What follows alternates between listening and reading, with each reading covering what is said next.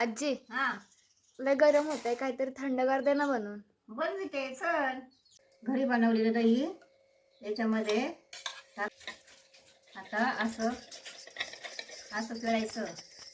आता मसाला बनवायचा आहे.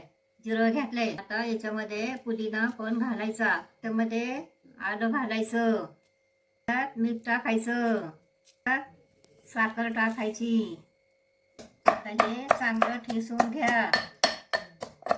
आता हा मसाला दह्यामध्ये टाकायचा. आता हे चांगलं मिक्स करून घ्यायचं सगळं. आता याच्यामध्ये बर्फ टाकायचा. आता थंड पाणी 3 पट जास्त टाका. घाला, सगळ्याची मिक्स करा. त्यामध्ये तुम्ही पण असं थंडगार बनवून नक्की करा बनवून. इकडे बघ.